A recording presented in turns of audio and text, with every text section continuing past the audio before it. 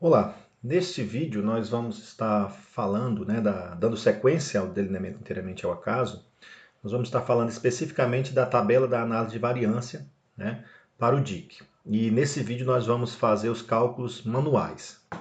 É importante falar que nos próximos vídeos nós vamos estar fazendo os cálculos utilizando algum programa computacional, tá certo? Então, você que deseja, já ver como fazer em algum programa específico da área de estatística, você pode aguardar os próximos vídeos ou já verificar nos próximos vídeos.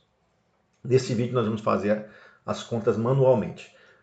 No entanto, a gente acha importante que você tente fazer pelo menos uma vez de forma manual e depois vá para o programa para que você compreenda melhor as saídas. Bom, então vamos lá, né? O modelo matemático do DIC, aqui vamos fazer uma pequena revisão do que nós vimos no vídeo anterior. O modelo matemático do DIC, ele tem a seguinte expressão, né? Você tem o YJ, que é igual a mi mais tal i mais o EJ. E o que é esse YJ? É o valor observado no experimento. Então você realizou um experimento e tem a variável resposta. Pode ser, por exemplo, um experimento com produção que envolve algum tipo de adubagem de milho, pode ser a produção dentro de 1 hectare de terra. No experimento com animal pode ser o peso do animal, pode ser algum índice sanguíneo. Então aqui essa variável resposta ela pode ser várias coisas, né? Depende muito de como é o experimento. E como o experimento é sempre uma coisa muito diversa, vai depender de cada área, né? Pode ser resistência à pressão, no caso de produção de briquetes, e aí vai. Você tem uma série de coisas em que esse YJ pode assumir um valor. É o valor observado no experimento e isso depende do que você está fazendo no experimento. O que o modelo de capta, na verdade? Né? O valor que você observa no experimento ele vai depender de três coisas. É isso que nós achamos quando a gente modela o fenômeno pelo DIC, tá bom? Primeiro, tem uma coisa que é uma constante comum a todas as unidades experimentais. O que significa isso? Se você está trabalhando, por exemplo, com a variável resposta, digamos que seja o peso de uma ave. Então, o peso de uma ave, você vai ter várias aves diferentes recebendo tratamentos diferentes. Uma recebe uma ração, outra recebe outra ração, por exemplo, e assim por diante. E elas vão apresentar possivelmente peso diferente. Por que tem essa constante comum? Porque tem uma constante que é da ave. Você não vai ver de jeito nenhum uma ave, no caso uma galinha, né? Vamos pensar assim. Claro que tem aves com avestruz que são maiores. Vamos pensar numa galinha usual dessa que a gente compra no mercado, você não vai ver uma galinha pesando 30 quilos, ok? Então tem uma coisa que é comum àquelas unidades experimentais, ou seja, é comum daquele tipo de linhagem que você está trabalhando. Ok? A mesma coisa se vale também para produção de milho, para criação de boi, resistência à pressão de briquetes. Sempre vai ter uma coisa que é da unidade experimental, é uma constante que ela é comum a todas as unidades. Por mais que as unidades sejam submetidas a tratamentos diferentes, a situações diferentes, vai ter uma coisa que é comum a todas elas. Segundo, nós temos um outro efeito que é o que a gente chama de efeito do tratamento. Então, por exemplo, no experimento com frangos em que você está trabalhando 4 tipos de rações diferentes, tem um efeito que é da ração. Por que aquele frango ficou um pouco mais gordinho do que o outro? Possivelmente porque ele comeu uma ração diferente. Então, a gente acredita que o valor que você observa depende de uma coisa que é comum a todo mundo, mas também relativo ao tratamento que você está testando. E aqui é onde você está metendo a mão, porque você normalmente escolhe os tratamentos que você quer testar previamente. Bom, feito isso, mesmo assim, tem aves que são submetidas, digamos, no experimento com frango, tem aves que são submetidas à mesma alimentação, né, no caso, ao mesmo tratamento, elas são da mesma linhagem, então ela tem uma constante comum daquela linhagem, mas mesmo assim elas apresentam ainda peso diferente. Ou seja, e você não consegue explicar o porquê que elas ainda apresentam peso diferente. O que acontece? Existe um processo que é inerente ao fenômeno. Então tem uma variável aleatóriazinha aqui, que é o erro aleatório, relativo ao esmo tratamento da j repetição, que esse daqui você não consegue controlar, ele é do fenômeno, tá certo? Mesmo que os animais sejam submetidos a todos os procedimentos idênticos, mesmo assim ele ainda apresenta uma variabilidadezinha no peso. E essa é uma das partes mais importantes, é por isso que nós usamos a estatística aqui, porque como essa parte é a única que é aleatória nesse nosso modelo em questão, é aqui que tem a parte estocástica e por isso que é aqui que eu tenho que trabalhar a estatística. Okay? Então, basicamente, o que você observa no experimento é algo que deve-se Bom, a constante comum não vai interferir tanto, né? De todas as unidades, mas basicamente você tem uma fonte de variação que é devida ao tratamento e outra que você não controla, que é devida ao erro. Então, entender esse modelo é importante para a gente entender a tabela da análise de variância, porque a tabela da análise de variância, na verdade, é um resumo exatamente dessas fontes de variação que estão apresentadas no modelo DIC. Bom, então as pressuposições sobre o erro são o quê? Normalidade, os erros devem ser normais, eles devem ser independentes, deve ter variância constante e deve ter aditividade, né, que é a forma como o erro aparece no modelo, é somando. Né? Bom, então essa é uma das pressuposições. Os erros são normalmente distribuídos com média zero e variância sigma 2, essa variância é constante. Então, em média, os erros são nulos. Né? E aqui é a curva normal. Então, a distribuição dos erros, né, é em torno do valor zero. Isso tem uma implicação, né? Como os erros têm distribuição em torno do zero, significa que as observações que você vai ver também terão distribuição normal, mas a média vai depender do efeito de cada tratamento. Então, esses MI, eles podem obter média diferente, né? Na verdade, você tem, por exemplo, um animal que foi submetido a uma ração. Digamos que o tratamento sejam rações. Então, ração A, ração B. Você pode ter uma média de peso para todos os animais que foram submetidos à ração A, diferente de todos os animais que foram submetidos à ração B. Mas nós estamos supondo aqui no modelo que a variabilidade é constante, ok?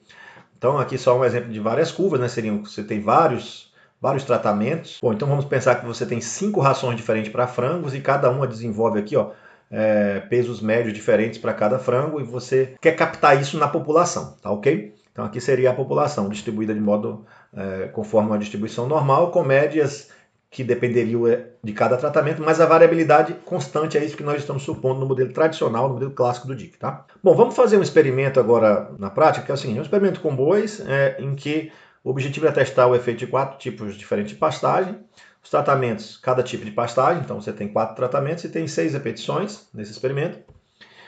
Os animais são idênticos, da mesma raça, mesma faixa etária de peso, desmame, etc. Né? E não há razões para você suspeitar que as unidades experimentais ou que o ambiente experimental seja heterogêneo. Então nós usamos, nesse exemplo, um delineamento inteiramente ao acaso. Então aqui estão os dados, se você quiser printar aqui os dados para você digitar aí no programa e fazer e acompanhar a aula junto com a gente, aqui estão os dados, você printa.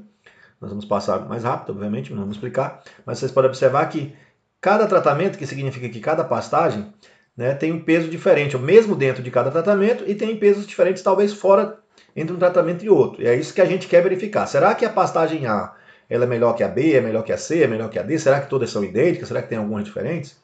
E o que a gente tem ao final do experimento é um monte de números, né? E a gente quer verificar o que esses números nos dizem, né? O que esses números podem fazer, né, com que a gente conclua algo em relação às pastagens. Então nós temos um experimento com 4 tipos de pastagens, 6 repetições, e queremos verificar na variável aleatória peso do boi vivo, tá, ok? Qual a melhor pastagem. Bom, nós organizamos essa tabela, e você pode fazer isso também, ó, todos esses dados que estão aqui referente ao tratamento A, B e C, nós colocamos assim, ó, tratamento A e colocamos os dados aqui das repetições. Tá? Bom, então a gente vai aplicar agora o chamado teste F, esse é o objetivo do nosso vídeo, que é um teste para análise de variância. Então algumas perguntas sobre o teste F que já surgem. Né? Poxa, a primeira é, o que estamos testando? E a segunda, por que um teste de variância terá implicações sobre o efeito médio dos tratamentos? Ou seja, se eu quero estudar o efeito dos tratamentos, por que eu estou estudando variâncias, né, nesse teste? Primeira resposta. A hipótese nula do teste F, que é o que estamos testando, né? A hipótese nula do teste F para um DIC com apenas um fator, que nesse caso nós temos apenas um fator, que é a pastagem, né? É que a variabilidade dentro de cada tratamento é igual à variabilidade entre os tratamentos, né? Então, primeira coisa que a gente tem que entender é o que é esse negócio de variabilidade dentro de cada tratamento e o que é variabilidade entre os tratamentos. Bom, pessoal, vamos tentar explicar essa questão de por que um teste F, que é o teste de variâncias, né? Um teste que testa a igualdade de variâncias, ele vai ser utilizado para concluir sobre o efeito dos tratamentos, né? Vamos tentar entender isso, então. Então, vamos pegar a seguinte situação aqui, ó. Digamos que nós tenhamos apenas 2 tratamentos. E vamos pensar de modo similar ao exemplo aí do nossa situação prática com os bovinos. Então, digamos que um determinado grupo de animais, de bois, eles foram submetidos a um tipo de pastagem e, em média, eles tiveram um peso de 520 kg, peso vivo. Bom, todos os animais têm um peso vivo de 520 kg? Não. Na verdade, quando nós afirmamos que, em média, eles têm esse peso médio, e esse peso dança conforme uma distribuição normal, nós estamos dizendo que os animais com alta probabilidade estão em torno desse valor. Tá certo? Mas tem uma variabilidade. Tem animais com 510, animais com 525, com 540 e assim por diante. À medida que você se distancia, um animal com um peso de 460 kg seria pouco provável, assim como um animal de 560 já seria pouco provável também, e assim por diante. Bom, então imaginemos que nós temos dois tipos de pastagem diferentes. Os animais aqui da curva verde são os animais que estão na primeira pastagem. E os animais da curva alaranjada são os animais que estão na segunda pastagem e obtiveram uma média de 600 kg nesse primeiro momento, ok? Então o que acontece aqui? Todos os animais têm peso de 600? Não, os animais ficam dançando com peso aqui, ó, nesse intervalo aqui, com alta probabilidade. Agora, pode ter algum animal com peso de 600 que caiu para cá, ó. Por exemplo, um animal com 560. Um animal com 560, ele pode ter ter vindo dessa população, e é raro também ele vir dessa população, como também é raro ele vir dessa população. Observe que o 560 é raro tanto para a curva verde quanto para a curva alaranjada. Ok? Tudo bem, mas não é isso que nós queremos focar exatamente. O que nós queremos dizer é o seguinte: nós estamos supondo na análise de variância que a variabilidade dentro de cada tratamento é a mesma. Então, essa curva aqui verdinha e essa curva alaranjada, observe que elas têm a mesma abertura aqui, ó. Elas estão no mesmo pico e na mesma abertura. Esse vetorzinho em vermelho que eu coloquei aqui para ilustrar, ele representaria para a gente a variabilidade, nesse caso vai ser o desvio padrão, mas pode ser interpretado como uma variabilidade também, a variabilidade dentro de cada tratamento. E essa variabilidade dentro de cada tratamento é supostamente idêntica na análise de variância, né? Nós trabalhamos com a suposição de que essa variabilidade é a mesma na análise de variância. Então, por isso essas curvas têm exatamente o mesmo formato. Agora, o que essa variabilidade dentro de cada tratamento representa? Na prática, é exatamente o fato de todos os animais não terem o mesmo peso. Ou seja, tem os animais que eles comeram a mesma pastagem, eles foram submetidos às mesmas dietas, aos mesmos controles sanitários, etc, etc, mas eles não têm o mesmo peso. Por quê? Porque existe uma variável aleatória que é inerente ao fenômeno, que nós não temos esse controle, e por isso faz com que os dados dancem em torno de um determinado valor. Essa é a variabilidade dentro do tratamento, tá certo? Ela de certa forma, não é um efeito que a gente consegue controlar. Bom, e essa variabilidade é a mesma para outra curva. Essa abertura é exatamente a mesma aqui na outra curva. Agora, tem uma variabilidade que pode decorrer pelo fato daquele animal ter se submetido a um tratamento e a outro tratamento. Então, por exemplo, se você juntasse os dois grupos, você ia ver animais aqui com 520, 510, 540, de repente 620, 610, 580, você ia ver esse grupo de animais. Por que eles passam a ter um peso tão diferente um do outro? Porque existe uma variabilidade que é devido, né, que é entre os tratamentos. Não é dentro do tratamento, é entre os tratamentos. É de um tratamento para o outro. Tá certo? Esse animal comeu uma pastagem melhor, ele desenvolveu um peso maior. Esse animal comeu uma pastagem um pouco ruim, ele desenvolveu um peso mais baixo. Então, essa variabilidade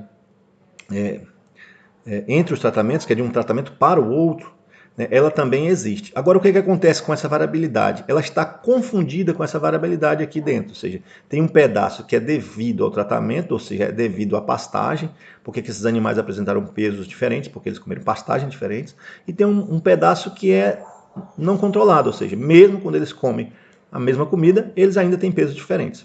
Bom, o que acontece, pessoal? Se essa variabilidade aqui, ó, entre os tratamentos, né, ela vai diminuindo, o que vai acontecer? Vou fazer aqui uma animação. Ela vem diminuindo, significa o que está acontecendo com essa curva laranjada? Ela vem se aproximando da curva verde. Então, à medida que esse tamanho aqui diminui, ó, essa curvazinha laranjada vai se aproximando da curva verde. Tá ok? Olha só. Então, você vai diminuindo esse tamanho e a curva laranjada vai se aproximando da curva verde. Qual a conclusão que a gente começa a ter para essas médias? À medida que esse tamanho aqui azul, né, começa a diminuir, começa a tender para zero. Olha o que acontece com a curva laranjada em relação à curva verde. Elas começam a se sobrepor, perfeito?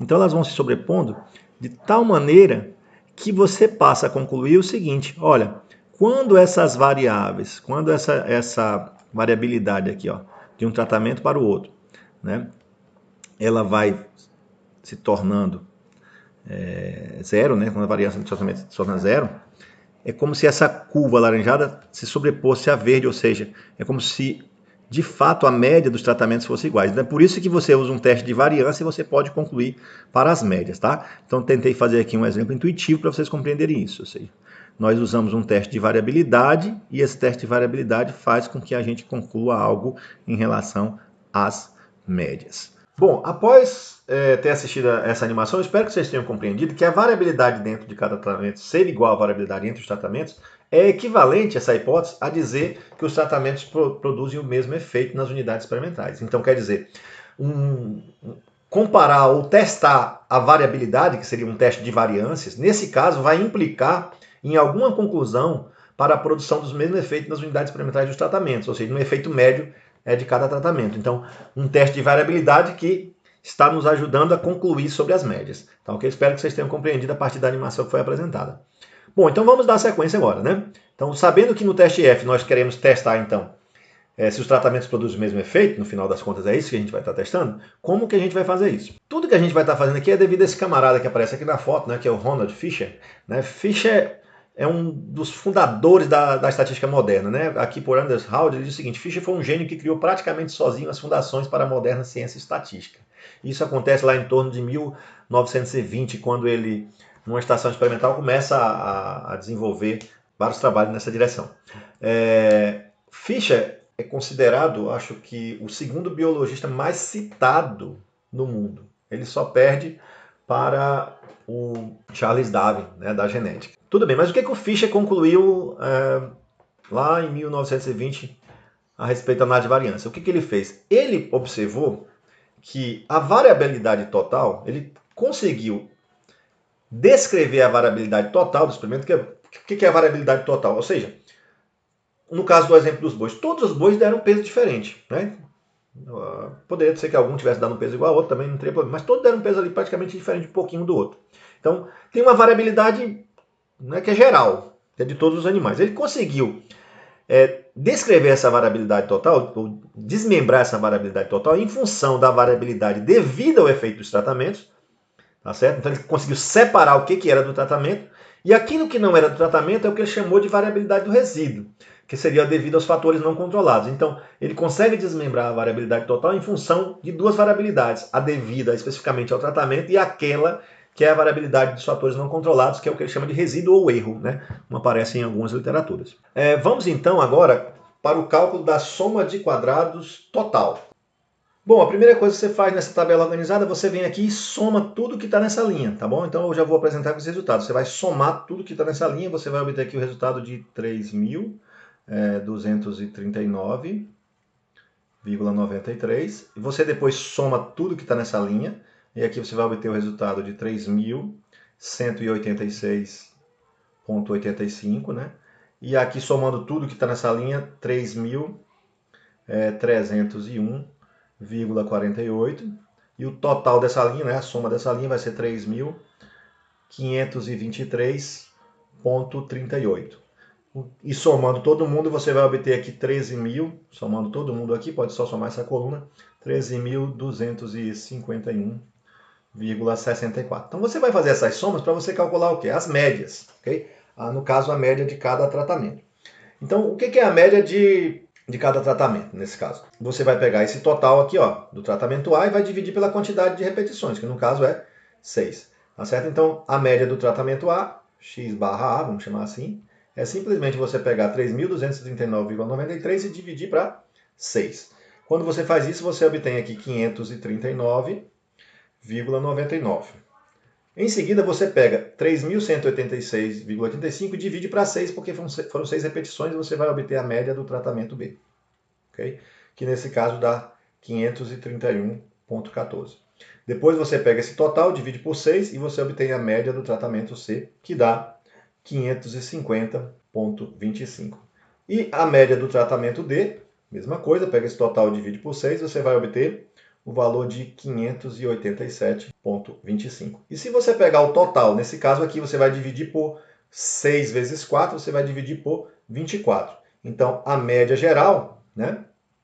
A média geral, que nós vamos chamar aqui de x barra geral, isso vai ser dá o valor de 552,15.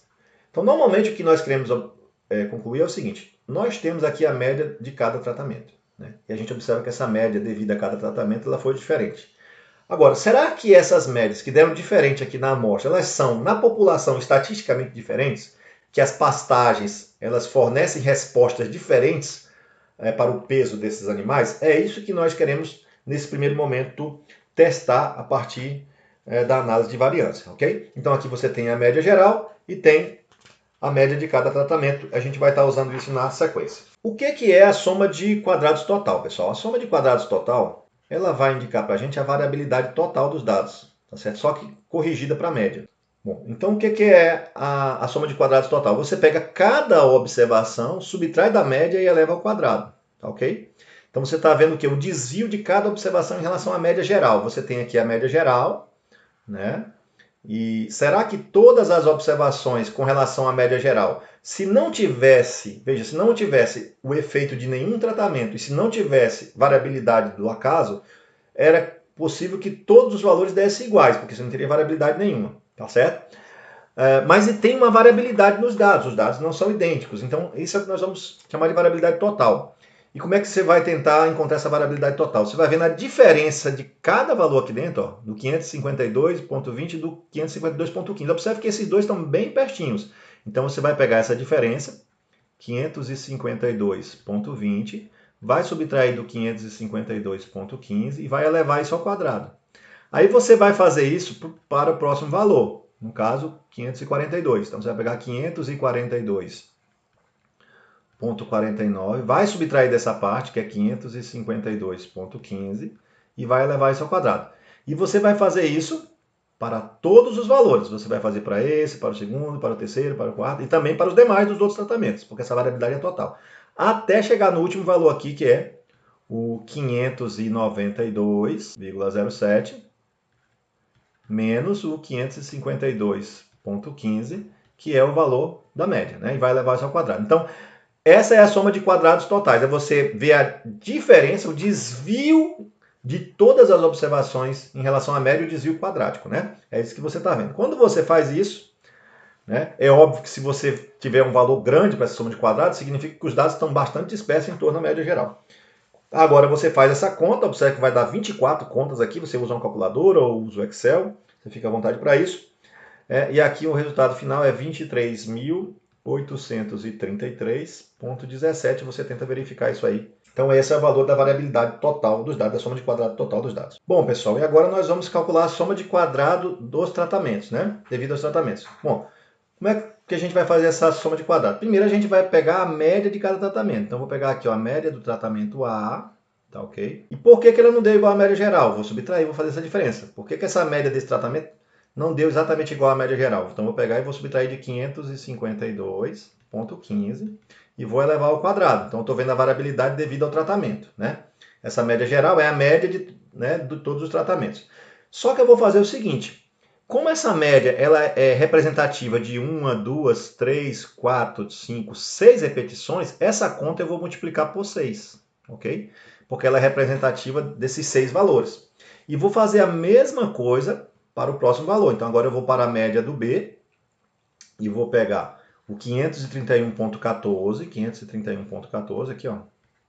Vou subtrair da média geral, porque para ver a diferença dessa média para a média geral, seria a variabilidade do tratamento com relação à média geral, vou elevar ao quadrado e vou multiplicar por 6, porque esse valor dessa média veio também de 1, né?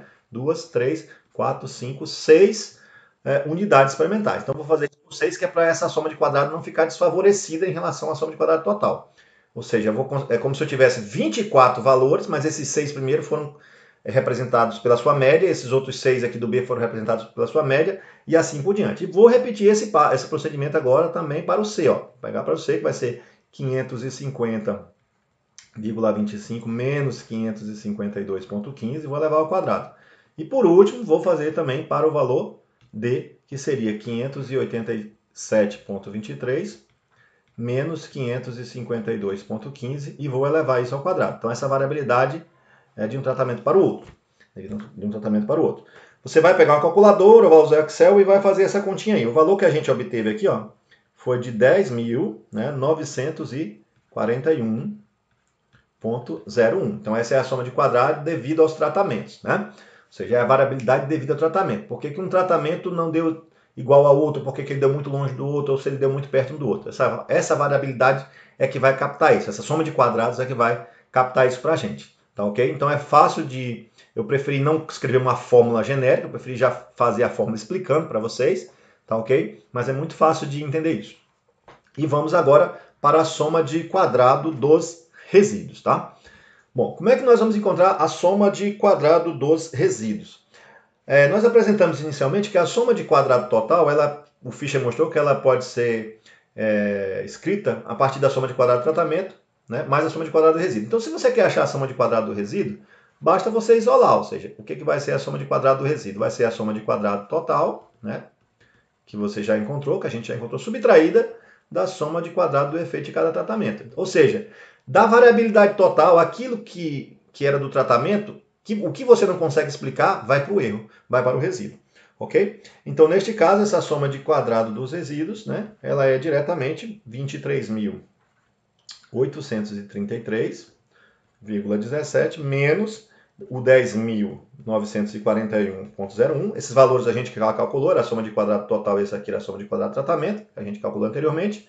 E, portanto, a soma de quadrado do resíduo, né, é o valor dessa diferença, que dá 12.892,16. Então, esse é o valor da variabilidade devido ao acaso. Ok? E na sequência a gente vai fazer o quê? A gente vai organizar isso na famosa tabela de análise de variância, né? Uma tabela onde você organiza, na verdade, todas essas contas. Bom, essa tabela, ela aparece normalmente aqui nos trabalhos científicos com essa cara, que tem a fonte de variação, que é tratamento e erro. Isso para o DIC, né? Como nós estamos falando de um DIC, tem duas fontes de variação. O tratamento é o que explica o peso final dos bois, e fora o tratamento, que seriam as pastagens, você não consegue mais saber por que um boi deu um peso diferente do outro. Então isso vai para o erro.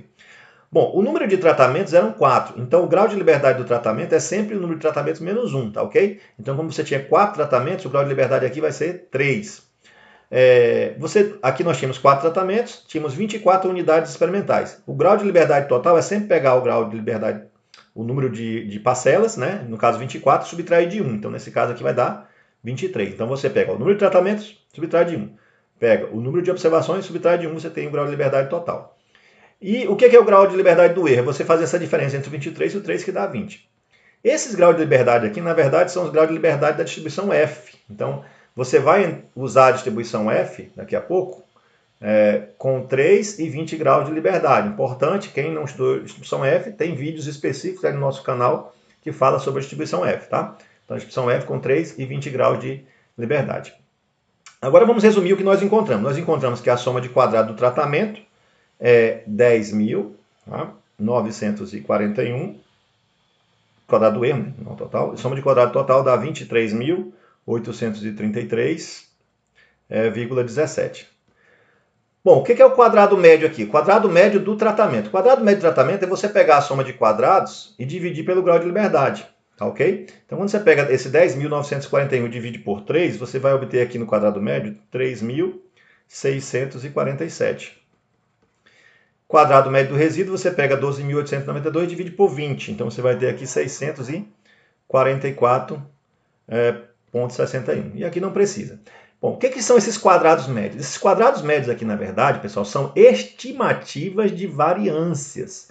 Então, essa aqui é uma estimativa da variabilidade devido ao efeito dos tratamentos. Só que essa variabilidade está confundida. Ela tem um pedaço que é de um tratamento para o outro e um pedaço que é dentro de cada tratamento. Então ela tem um valorzinho confundido aqui. E essa variabilidade aqui do erro seria a variabilidade dentro de cada tratamento.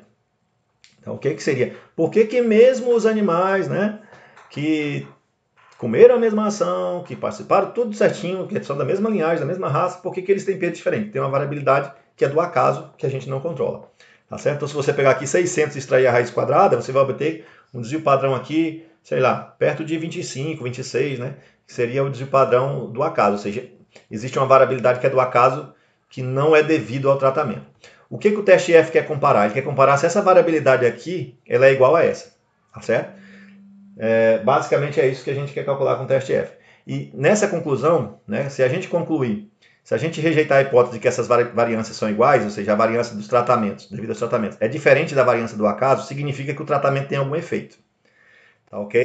Aí você pode dizer assim, olha, mas 3.647 é muito maior do que 644. Né? E aparentemente é mesmo. Mas o que vai dizer? O que vai dizer? Quem vai dizer isso para a gente? Né? Vai ser exatamente o teste F lá no nível de significância que você estabelecer. Então você pega esse valor e divide pelo outro. Quando você divide, dá 5,66. Observe uma coisa, se tivesse dado 1, se os dois valores fossem idênticos, nem precisava fazer teste. Você ia dizer, não, a variabilidade do tratamento é exatamente igual à variabilidade do erro. Agora, deu 5, significa que essa variabilidade é 5 vezes a variabilidade de baixo. Há um forte indício, né, obviamente já pelo número 5, que essas variâncias são diferentes. Mas quem vai confirmar se essas variâncias são diferentes é o teste F, porque você tem que olhar para a distribuição F com 3 e 20 graus de liberdade, tá certo? Então você vai buscar alguns valores tabelados ou em planilhas. Nós vamos mostrar aqui para vocês como calcular o p-valor e como usar uma tabela, a tabela F. Esse é o nosso objetivo agora, ok? Então, na tabela F, você quer achar o quantio seguinte. Para um grau de liberdade, você está trabalhando com a distribuição F com 3 e 20 graus de liberdade, que é o grau de liberdade de tratamento e grau de liberdade do resíduo.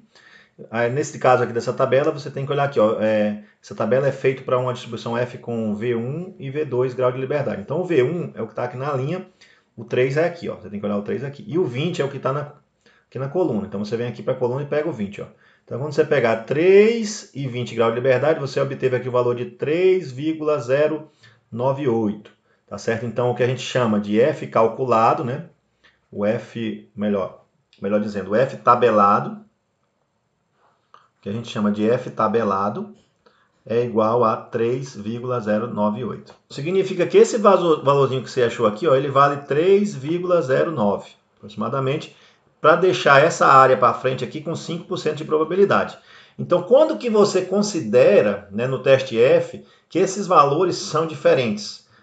A partir de 3,09, ou seja, quando você divide um pelo outro, se der maior do que 3,09, significa que estatisticamente esses valores já são considerados diferentes. Então, no caso aqui, deu 5,66, que é maior do que 3,09. Então, você já opta pela rejeição de H0 ao nível de 5%. Então, você pode dizer que esse valor de F aqui é significativo e pode colocar um asteriscozinho aqui para indicar que a hipótese nula foi rejeitada. Qual é a hipótese nula, pessoal? A hipótese nula do teste F, né, é que não há diferença entre o efeito dos tratamentos. Então, você rejeitou a hipótese nula. Significa o quê? Significa que há algum tratamento, pelo menos um tratamento que difere dos demais, tá certo? Então, isso aqui se você fez usando tabela. Agora, uma outra opção é você utilizar o p-valor. Para fazer o p-valor, nós vamos usar o programa Excel. No programa Excel, você vem em fórmula, busca estatística, né? Isso a gente já fez em outros vídeos, esse treinamento, tá? Então, quem está acompanhando as aulas já vai, né, dando craque nisso aqui. Você vai buscar aqui a distribuição F. Então, dist F, que está aqui ali em cima, distribuição F. Você vai colocar, no caso, o valor calculado, desculpa, que nós encontramos, que foi 5,66. O grau de liberdade 1 é 3 e o grau de liberdade é 20. E você vai colocar aqui o cumulativo verdadeiro para ele encontrar a probabilidade acumulada até esse quantio de 5,66. Com isso, você achou aqui, ó, o valor de 0,99, de 0,99 e 43,57. E aí você leva esse valorzinho lá para a figura para você achar o p-valor. Então, o que acontece aqui na figurinha? Nós colocamos o 5,66 aqui na figura. E aí, quanto que é essa área aqui para frente? Olha, muito pequena. É essa áreazinha aqui para frente que é o chamado p-valor, que seria a probabilidade de você ver uma coisa mais rara do que aquilo que você viu no experimento se essa distribuição F for correta. Então, se a hipótese nula for verdadeira, né, de que o efeito dos tratamentos é nulo, a probabilidade de você ver um valor igual ou maior do que 5,66 é muito pequena. Então, provavelmente, a hipótese nula não deve ser verdadeira, porque você não iria ver um valor tão raro. É isso que você espera, não está vendo valores raros. Bom, então como é que você encontrou esse valor? Você achou que essa área aqui para trás, toda essa área aqui de trás, você achou que ela deu 0,994357 lá no Excel. Aí você pega 1, porque toda a área abaixo da curva é 1, observe que tem uma areazinha aqui bem pequenininha que a gente nem está vendo quase. O p-valor é você fazer a diferença de 1 dessa probabilidade que você encontrou. 1 menos 0,994357, que dá um p-valor muito pequenininho de 0,005643. Então, p-valor muito pequenininho, abaixo do nosso 5%, que nós estamos considerando aqui na análise. Isso implica na rejeição da hipótese nula, ou seja, implica que o teste F deu significativo, então a hipótese nula de que os tratamentos têm o mesmo efeito foi rejeitada, significa que algum tratamento difere dos demais. E é isso que você conclui nesse momento da análise de variância, tá certo? Então, um p-valor pequeno significa o seguinte, olha, você vê uma coisa desse tamanho, 5,66 com seus dados, seria extremamente raro. Então, como você não espera ver coisas raras, onde que você espera que esteja equivocado? Na hipótese de que os tratamentos sejam idênticos. Então, se os tratamentos têm o mesmo efeito e você vê 5,66, é extremamente raro. Então, um p-valor muito pequeno está dizendo o seguinte, olha, provavelmente os tratamentos não têm o mesmo efeito. Provavelmente você deve rejeitar a hipótese nula. Tá ok, pessoal? Então, eu espero que vocês tenham compreendido aí. Vocês podem replicar, obviamente, esse vídeo, né? A gente pode fazer algum outro vídeo resolvendo alguma outra questão depois, só para treinar um pouco mais.